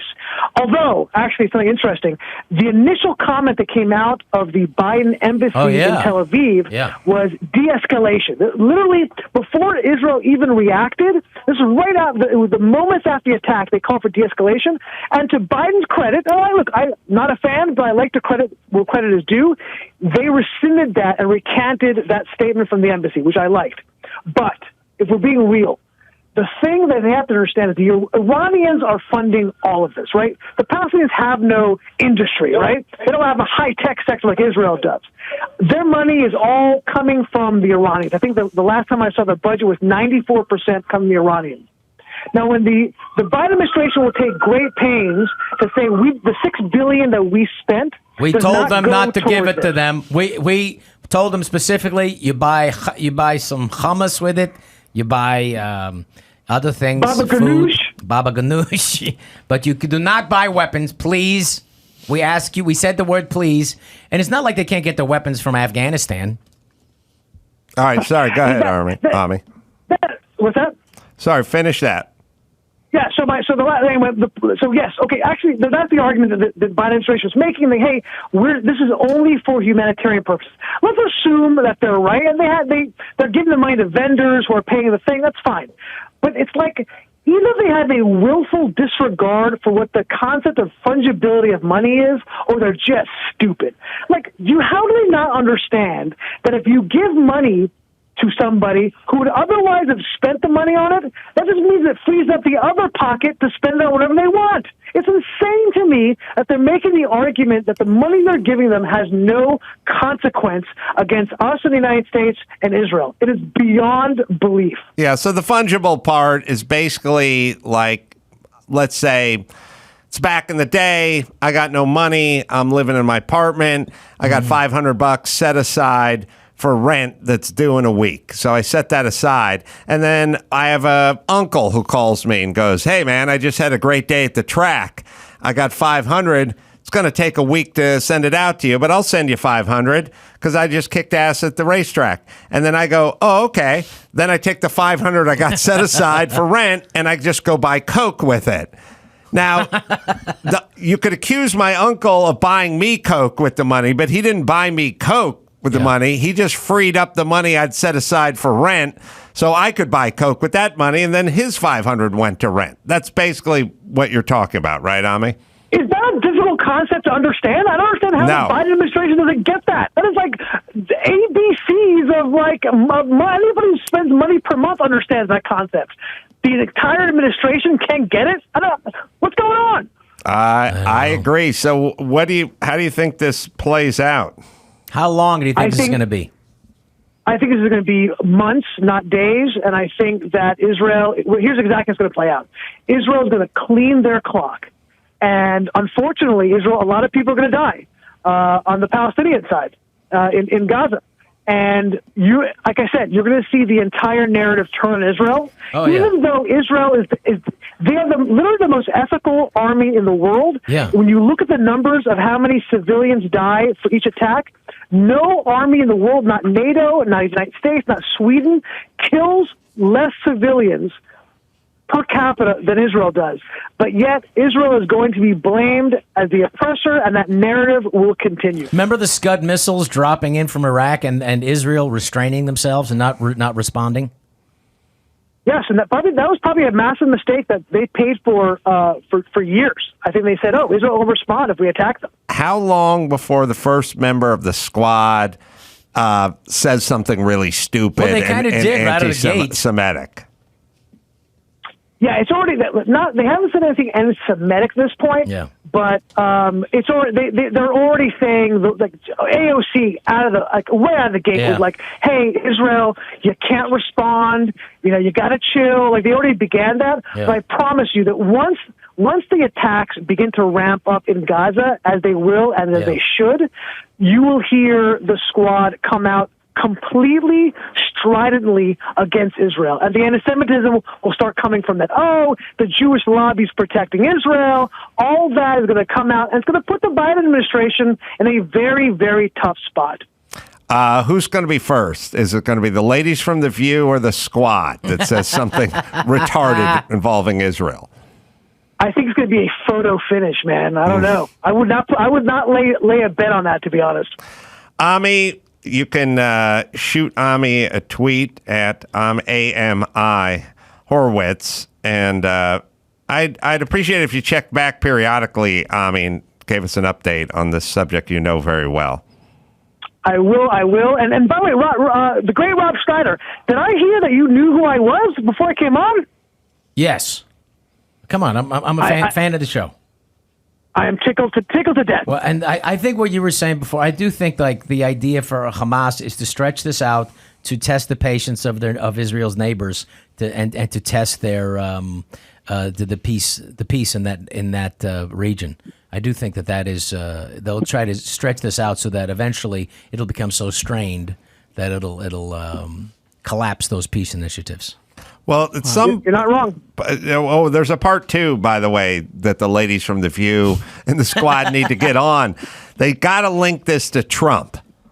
So that right now, they're sliding some numbers around down in their basement, trying to figure out to come up with an achievable math equation that connects this to Trump and the Trump administration. Believe me, that'll be part 2. All right, Ami. Good to speak to you, my friend. Always a pleasure. Thanks, guys. All right. We got some news to get to. Oh, that ruined my Yeah, it's horrible. Indigenous Peoples Day. All right. So police in eastern Pakistan have smashed an illegal organ harvesting ring. First of all, I'm shocked. Yeah. I want to just start. There's illegal harvesting. I want to do a crazy. daily cable show called "What Year Is It?" and it's like there's more human trafficking out of and the Middle East is on fire. I just go, what? Here's the thing: if China and Afghanistan, these are the places. It's the only places in the world. If you smoke and drink too much, it's actually better for your health because then it's less likely that the government there will use you to harvest organs to sell. Wow. I can't. I wouldn't take it from me. I'm a mess. You watch? My asshole just fell out an hour ago. You don't want this. You don't want my liver. You know something crazy, Rob Schneider? Bring it all back. You watch SNL from 1977. SNL from 1977. Watch Chevy Chase do the news, and he'll lead with trouble in the Middle East. Yeah. You will hear trouble in the Middle East at the top of SNL in the 70s. Mm-hmm. We lead with it today. And we lead with it today. So, so this gang, the alleged gang leader, identified as Dr. Fawad, is accused of conducting 328 operations on people to remove their kidney and sell them to clients for about $34,000 each. He was allegedly... So he would take it, and they would go in for another reason. Yeah, that's right. He would say, I'm going to have to put you under for this. Right. What? Oh, and then no consent. They would secretly take the kidney. Yeah, so... just one, though. By the way, so the police became aware of this because a man approached them saying that he was persuaded by one of the gang members to seek private medical treatment, and then he went to another doctor and was told he didn't have a kidney. Wow. Yeah, so that's how they... That's well, that's also a dummy who can't... Like, that scar... I think I had it. I don't know. Maybe I didn't. Right. I don't remember precisely, but I don't know. I don't remember that. Oh, and the doctor was allegedly assisted in the operations by an unnamed car mechanic who administered the anesthesia. Wow. Oh, wow. Well, you got to give it to him, though. I mean, that's a talent. Yeah, because that's the hard to do. anesthesiologist is the most highest paid guy in the room usually. Yeah. when you're having surgery, and that's the guy who's going to bring you back. So for a car guy to do that, that's talent. Yeah. Well, maybe that guy. You know, he's probably working on the nitrous in the Fast and Furious. They're always with the nitrous, you know what I mean? So car guys today know their way around a nitrous tank.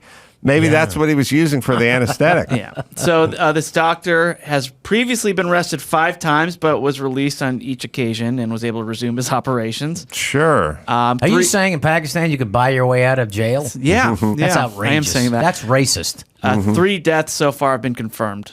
Wow. But we're still confirming the data. Wow. It's just insane that this goes on. And you should years? thank your lucky stars that you don't live in that in a country that is that backward, even if we're marching toward it. Don't you know, though, that there are, and roughly, if you read The Sociopath Next Door, if you go by that, there are roughly 4% of people, so 96% is good, 4% of people are sociopaths that have no conscience. Yes. And mostly they just go about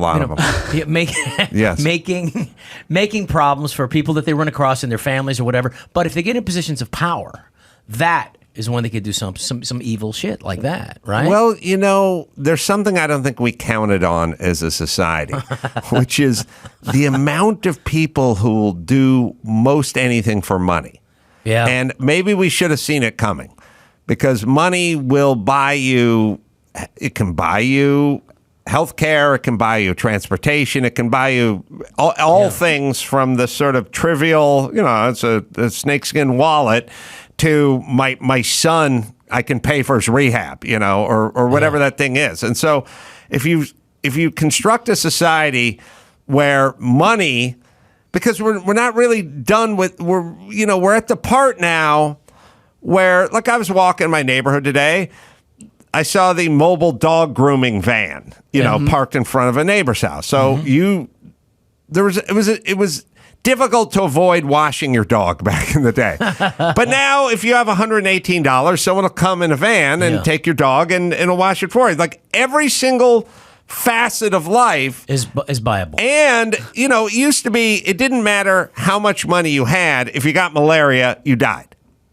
But now, if you have money, you can be saved with a lot of things. It's life or death. And so then what we're saying to people is there's this thing, and it's called money, and we'll pay it to you, but we need you to be super honest and ethical at all times. And I think we've proven that people... They don't. Not only don't they become different bad people because they're pursuing it.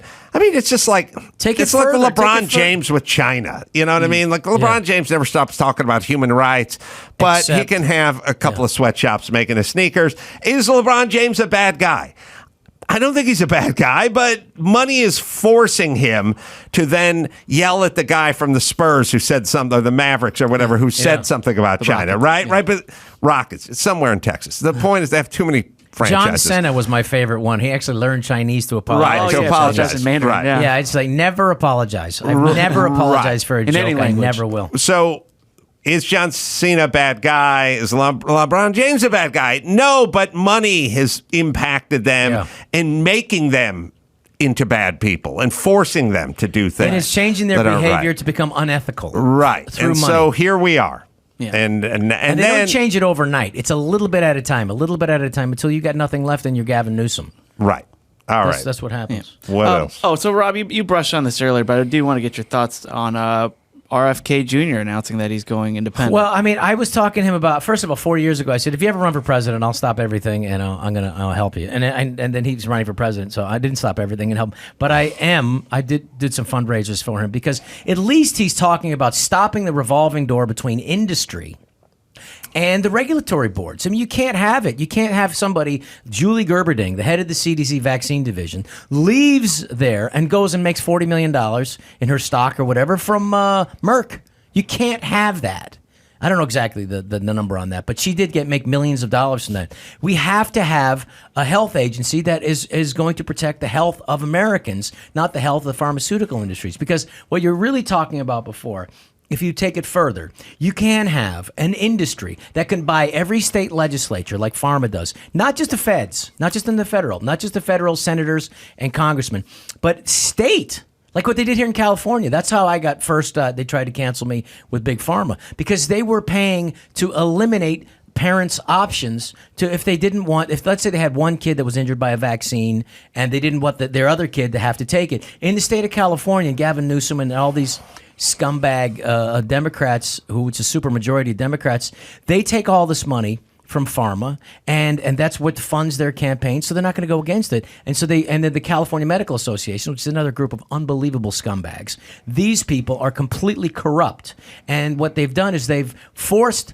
their way to force people to do things that they don't want to do. And we've gone from a society, and if they want to talk about this, they've gone from a society now where you have, and this is an old 10-year-old statistic, and the NIH doesn't give it out anymore, 54% of American children suffer from chronic illness. That is unheard of. I'm talking about childhood diabetes. I'm talking about childhood rheumatoid arthritis. I'm talking about ADHD. I'm talking about autism, asthma. All these peanut allergies. You didn't have one kid who had peanut allergies. We would have beat the shit out of him with a peanut butter and jelly sandwich if you had one. And then you have this. So at least he's talking about this. At least it's going to, because it's talking about improving the health of people, of Americans, so we can get. I agree with him on this. I agree with you on this. It makes me, this clip keeps coming to mind, and Dawson, you may have it somewhere, but remember I came in like 6 months ago with those two ladies, one a doctor on MSNBC, talking about hair relaxer and how it affected black women. And then it turned into a commercial for a pharmaceutical. Wow. Yeah. They create a problem so they can come up with a drug for the other problem. Literally, it's called an integration. It's literally, you two bitches talk about hair relaxer for 2 minutes and then spend 4 minutes talking about the importance of getting your children vaccinated. Yeah. And I was like sitting there, it's only like 6 months old. I was like, you shouldn't vaccinate a 6-month-old kid. I know. Why are you doing? One's a doctor. But literally the subject matter was hair relaxer. Yeah. And they spent less time on the stated subject than they did on getting your kids vaccinated. My friend, Dr. Larry Palevsky. Yes. Dr. Larry Palevsky, who's a board-certified, New York board-certified pediatrician. He said what turned him off against just this blatant vaccines. Like, when you and I were kids, it was 4, 6. Now there's 69 different shots, 69 different doses of 14 vaccines before the age of 6. And what's going on with our kids? Can we look at that first? But the one that got his attention, and a lot of people's, including mine, was this hepatitis B shot, which if your wife doesn't have it and you don't have it, there's no, you get it from drugs or from sex. From drug addiction or sex. That's what hepatitis. But what happened was Merck made this thing in the late 80s for a teenager kind of drug or for sex. No one was taking it. And Merck said, and you can look it up in the New York Times in 1990, they said, we're not going to spend $1 billion making something, and if adults won't take it, we'll put it on the childhood schedule. And that's what they did.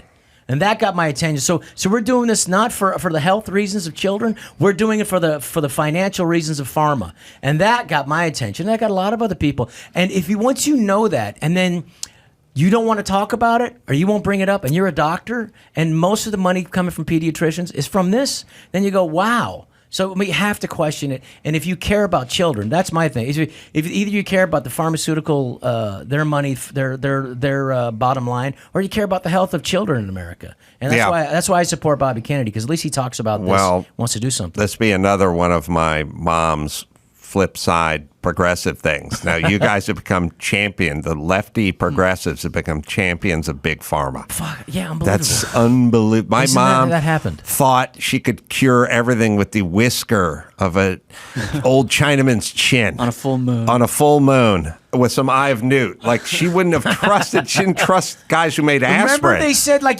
pregnant women weren't supposed to take aspirin. They got to take this COVID-19 shot that's been tested on 10 mice only. It's like, what happened to the society? What happened to people asking questions? When the fourth estate, the media, no longer asks questions and no longer participates to look out for people, this is what you happen. You have a pharmaceutical takeover of our society. Well, I wonder if we have that clip. Can we find that? You don't really have to play the first 3 minutes, because the first 3 minutes of them talking about hair relaxer. It's the second 4 minutes. I think we have the first 3. Hold on. I gotta see. We gotta have both. All right, we'll play the we first. We have them both. It is necessary to have hair relaxers, though. Let's be honest. Well, it's funny. Look at the hair of the woman she's talking to on MSNBC, but I just play it. Concerning results are being reported from a new study showing that chemicals found in black hair care and cosmetic products have a greater impact on black women's risk of breast cancer. The study found that chemicals called parabens are responsible for the increased risk in black women, but the same results weren't seen in white women. The parabens also promoted the spread of breast cancer cells in the body with a bigger effect in black patients. Joining me now to discuss, MSNBC medical contributor Dr. Ebony Hilton. And parabens are not something that I was completely unfamiliar with before this study, because black woman. Often. All right, this is what the bit was. I was just sitting home watching this. I didn't find it on the internet or anything. I was just watching MSNBC. And what is Zerlina? That's her name, I guess. Okay. And then they get to talking about vaccinations. How did they get there? I don't know. While we're talking to... I want to turn to the topic of COVID. On Tuesday, President Biden announced vaccines are now available for kids under the age of 5. I know a lot of parents out there have been waiting forever for this announcement. What do you want to tell them about vaccinating their children under 5? They don't need it? They don't need it? Right. For one, I would hope they see that it did take a long time before this was rolled out, because first, safety had to be verified. And that is most important. The second thing I want them to know is oftentimes this was stated early on that kids are protected. But what we know is that 6 times the number of kids died from COVID than the flu. That's this not past true. year, right? We had 600 children who are no longer with us from 2021. Do they have any other health? And there is now a method that you can use to help protect your child from being hospitalized and keep them alive to see next year. And there's a saying, if you stay ready, you don't have to get ready. They won't tell you that those vaccinated, kids. Make sure they're wearing those masks and practice those same mitigating factors we've been doing now for 2.5 years. They won't tell you the health. Rob. There were other health contradictions. It gets better. What? Keep going. that we can already trace. They say, well, you can't tell the long-term consequences of the vaccine. Well, yes, we can. In Q time, I've got my vaccine back in December 2020, right? I was the first person at the University of Virginia. We've now been able to track persons like me to see what has happened. Has anything changed? But what we also know is that we're tracking people who have COVID-19, children and adults alike. And what we know is that 1 in every 5 persons who've been infected with COVID-19 now has a lingering disability where their organs, their heart, their lungs, their kidneys, their brain is no longer functioning in the same way that it was before they got infected with COVID-19. All right. And when you take you get it, Rob. It's a commercial for Pfizer and Upjohn. It's a pharmaceutical commercial that broke out in the middle of a hair relaxing. Yeah, it's like 70% of this segment. And it was all lies. Well, that's all you need to know, MSNBC, everyone. It's unbelievable, isn't it? All right, Michael Lombardi, he's a football executive who's been on the show before. He knows everything about football. We're going to, I think Rob's going to eat his burrito out there. I'm gonna eat my burrito. Is he coming in to talk football? I don't know. You don't know anything about football. I don't know anything. No, but Rob Schneider, go to robschneider.com. Thank Dates you. coming up. Harrison Opera House coming up this Friday, This Friday, Norfolk. Norfolk on Saturday. But hey, thank you, by the way. I got to tell you, because you're one of the few voices of reason the last few years. And I have to tell you that there's not been a lot who have stood up and taken it, and you have, and it is it's I'm an honor to be. Before I was just happy to be your friend. Now I feel honored to be your friend because you're a stand-up guy for freedom, and God bless you and thank you. So it's an honor to be on your show. Well, now. as I modestly say to everyone, I don't have a choice. Rob Schneider, I just can't do anything other than tell the truth. Good, buddy. Michael Lombardi next. Well, good news. It's O Rewards Member Appreciation Month at O'Reilly Auto Parts. Get the most out of your membership. Shop, earn points, and get rewards sent right to your phone or email. If you're not an O Rewards member yet, sign up. It's quick and it's easy. You can do it online or in the store if you like. Just ask one of their professional parts people about joining O Rewards next time you visit, and you can start earning points on your first purchase. Sign up for both email and text and get even more out of your membership. And right now, members receive 2 times, 3 times, up to 8 times O Rewards points on select purchases. Those bonus points can help you get to your next reward even faster. You receive a $5 reward for every 150 O Rewards points, and you can use your reward on your next in-store or online purchase. So don't miss O Rewards Member Appreciation Month now at your local O'Reilly Auto Parts store and O'ReillyAuto.com.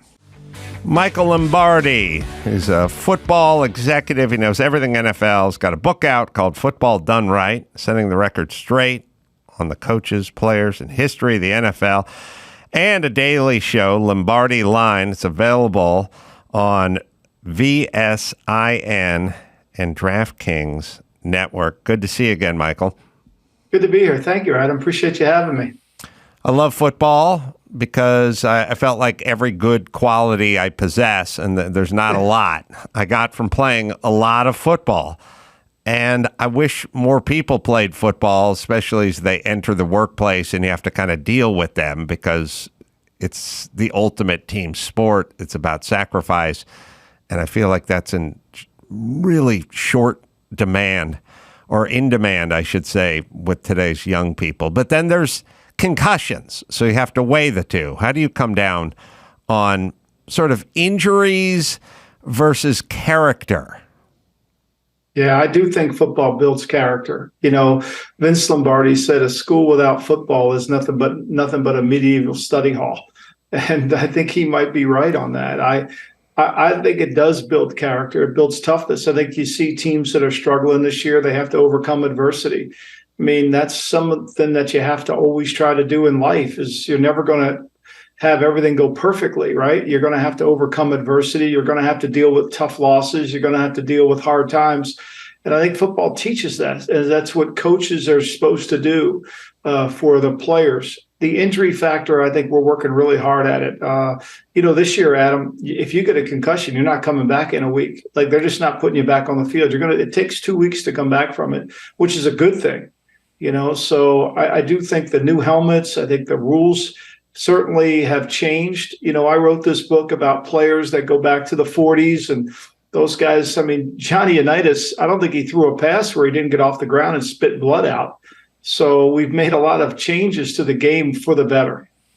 You know what I always think about, because I'm sort of detail-oriented? There was a player, I think it was a quarterback, God, was it for the Colts? He was concussed a couple of weeks ago when he sort of got his back slammed down. Yeah, yes. Colts quarterback, right? Mm-hmm. So a lot of the concussions come not from necessarily helmet to helmet, but having your shoulder blades hit the ground first and your head sort of whip back and slam against the turf. And then I've seen a lot of the new helmets, and they have these sort of crumple zones in them, almost flaps carved into them, where you could see, that would give.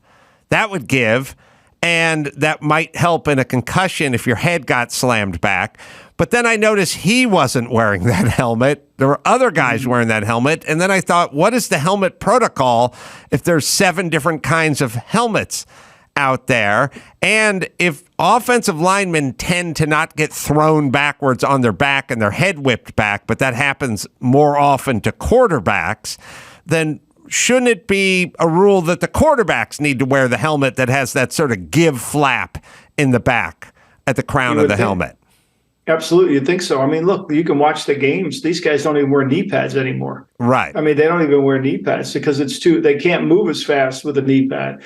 They're not as comfortable with a certain helmet, so they don't change. Look, you go play up at Green Bay, Wisconsin. Now they're playing in Las Vegas tonight, but you play in Green Bay. If you don't wear 7-inch spikes on that grass field they have up there, you'll be slipping all day long. But players don't like to wear them because they feel like they get their feet caught in the grass. So they don't do those things. And it's a challenge. Unless the league and the NFLPA mandate it, I don't know if it's going to happen. Well, speaking of the league and the NFL, I just watched last weekend my Rams get literally pushed around by the Eagles.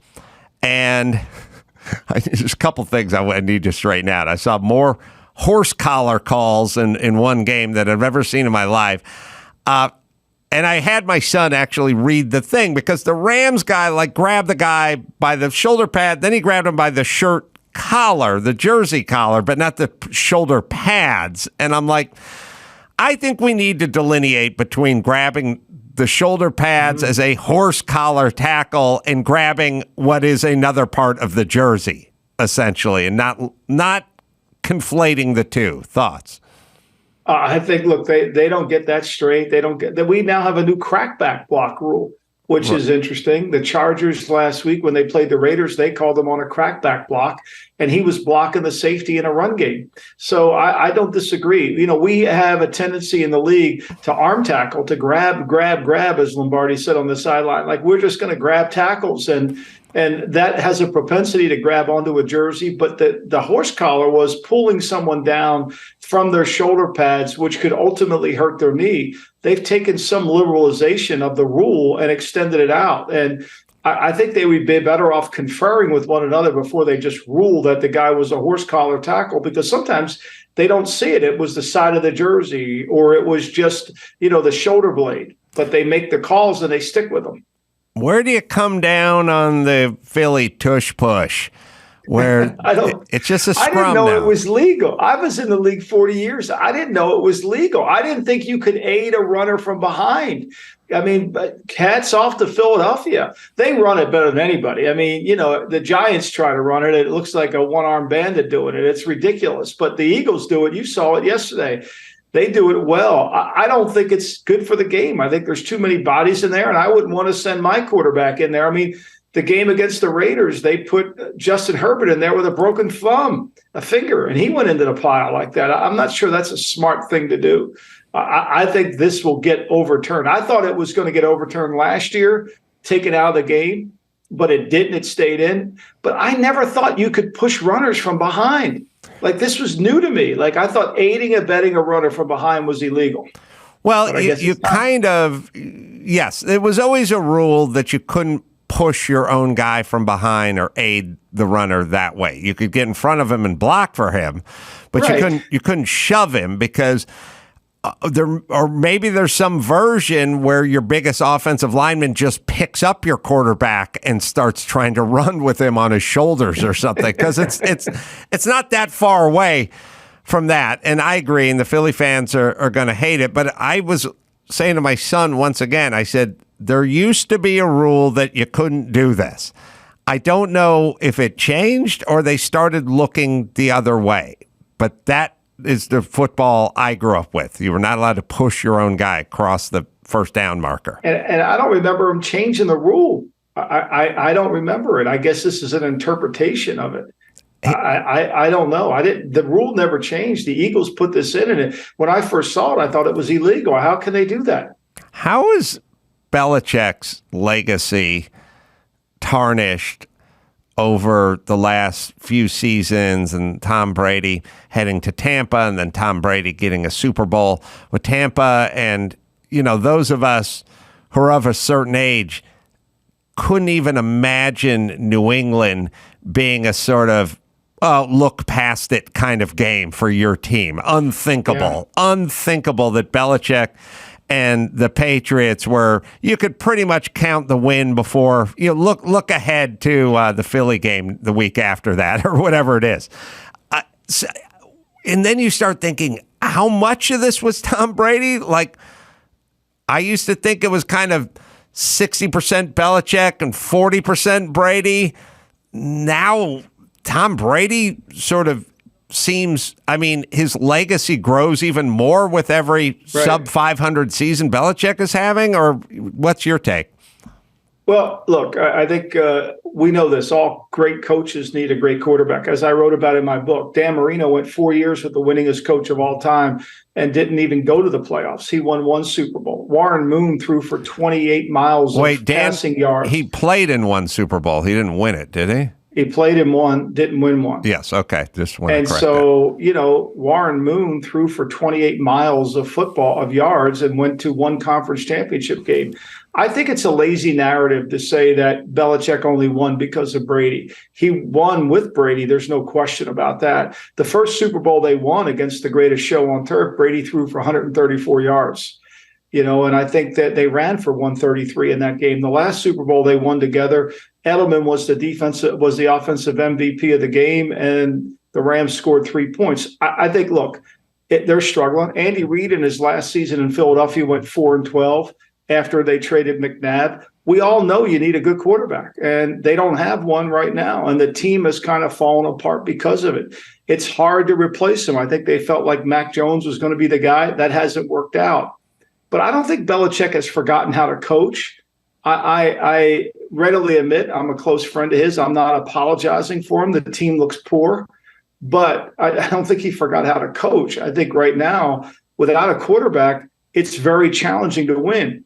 The only guy that's won a lot of games in the league without a quarterback is Marty Schottenheimer. He's 8th on the all-time list of wins, 200 wins out of 521 coaches. To call himself head coaches, he's won 200 games, only 1 of 8, Adam. If you're 1 of 8, you belong in the Hall of Fame. And Marty had Bernie Kosar, Steve DeBerg, Steve Bono, Joe Montana at the end of his career. Really never had a great one until the 1 year with Phillip Rivers.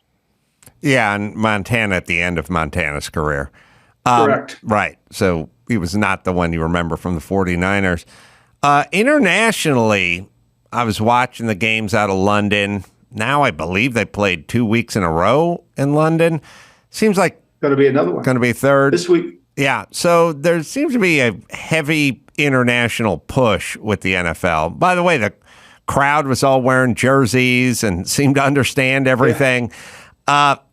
They're really going worldwide with this franchise. I mean, with the NFL, correct? And then how long before there's, a Mexican team and a British team, and obviously they have to have their sights on something and goals, and they're pushing it out there. Where are they heading with this? Well, look, we haven't got to Germany. Back in the day, when in the late 1990s and 2000, the World League was in place, right? And Germany had 3 teams. The Germans love football. They played the game over there with Brady. They stayed there. Brady came back on the field 40 minutes after the game, and they were still waiting for him to come out. Germany's huge. It's even bigger than England. I think in the next 10 years, we'll have a team in Germany. We'll have a team in London. I mean, look, the franchise, the Washington team just sold for $6 billion. These franchises are worth extreme amounts of money, and no one wants to sell them. So in order for you to get into this exclusive men's club called the NFL, you're going to have to add expansion. And I think London or somewhere there, I definitely think Germany. Germany will support it. It'll be incredible over there. And I think Mexico could do the same thing. Now, how it works out, the travel, all that, I think that was the experiment why Jacksonville stayed over there for 2 weeks to see how it goes. They're coming back this week. They play Indianapolis at home. They'll see how that goes. I think they're doing all the case studies they can possibly do. Yeah, well, you live in California and you go to New York. It's 6 hours essentially. And you live in New York and you go to London. It's 6 hours. So, it's a cross-country flight, maybe and then some if you're going to Germany. But it's not Australia. And there's a time difference, and you have to kind of work that one out. But it seems pretty doable because there's a time difference in a 6-hour flight when New York comes out to play the Rams or the Chargers. So there's precedent there. What's going on with Taylor Swift? I don't know. I hear a lot of people on my, entertainment shows talking about how this is orchestrated by the NFL. Not that they set them up, but that they're really all in on this. This is a great mitzvah. Not that anyone in the NFL knows the term, but it's a mitzvah for the NFL that Taylor Swift is dating one of their premier players. And they just seem to be taking full advantage of it. Yeah, no question. And it's just let's face it. Football's ratings are incredible, and then you add somebody who has an unbelievable fan base that buys tickets and comes sees her, and even will listen to her music in the parking lot without even getting in the stadium. So those are two worlds colliding, big worlds, and she moves the needle, and so does the NFL. I mean, that's why she's probably never been the halftime entertainment of NFL, because typically the NFL doesn't pay for halftime entertainment. That they're giving you a 120 million audience, and she really doesn't need it. So it's two big worlds colliding. I don't think the NFL cares about. Look at the ratings when the Chiefs played the Jets the other night. That was one of the highest rated shows ever.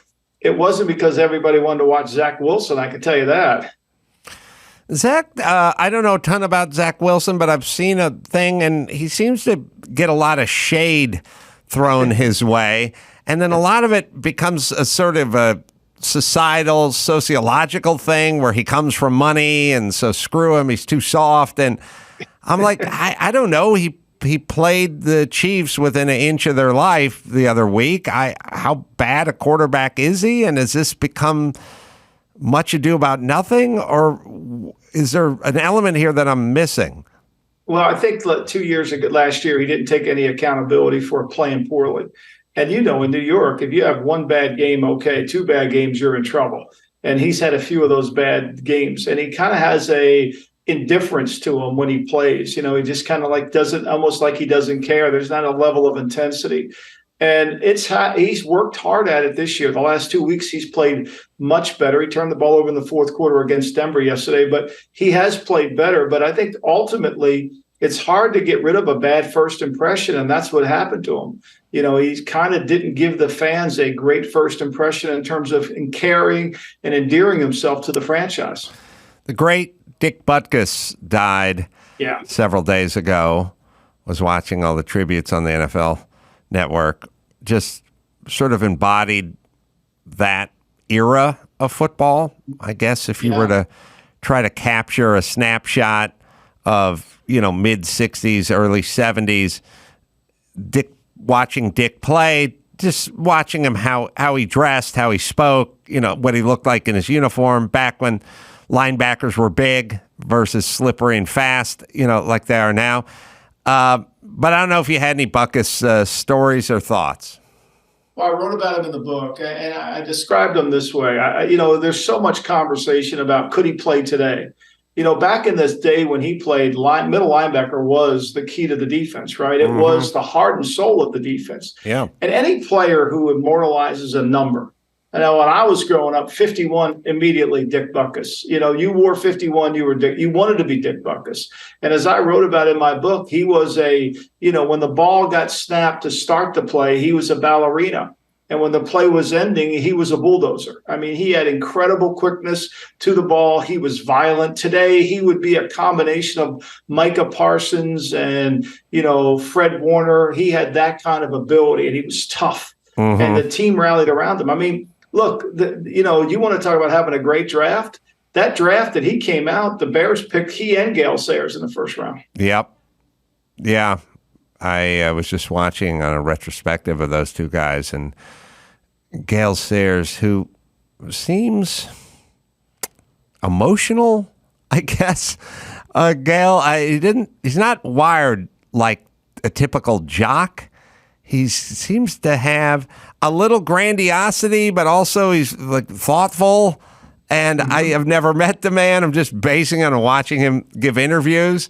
Can come to tears pretty easily if you bring up Brian Piccolo's name. I mean, he seems like and also not a guy I've heard a lot from over the years, considering doesn't seem to be, he just didn't go right up into the booth and start calling color and things like that. I don't know what you know about Gale Sayers.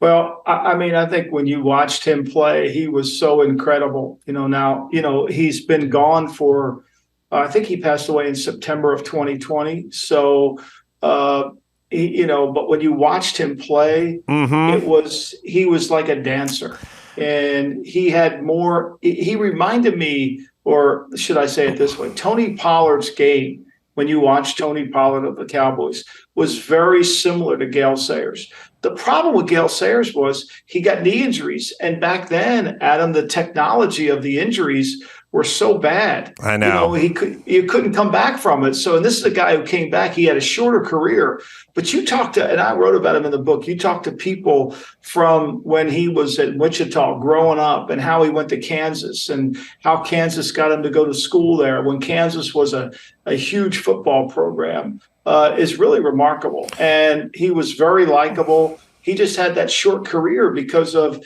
the injuries that were just hard for him at the time to overcome. Yeah, he was angry, or maybe a little bitter that they just didn't have the kind of orthopedic surgeons that they have now. Yeah. Well, here's an analogy for you, Michael, that I think you're going to like. I'm in love with it. I just thought of it. Gale Sayers' biggest game was against the 49ers in the mud, right? And it was raining, and everyone was slipping all over the place, and he was just running all over them. And he was returning punts, and I think he had 6 touchdowns that game, could have had 7.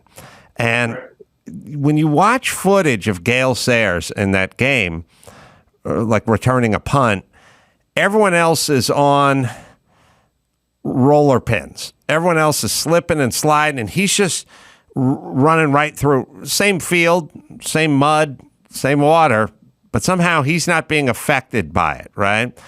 And I think that's the graceful part of him that is getting that. And it's a balance, and I'll liken it to another sport I like, which is F1 driving.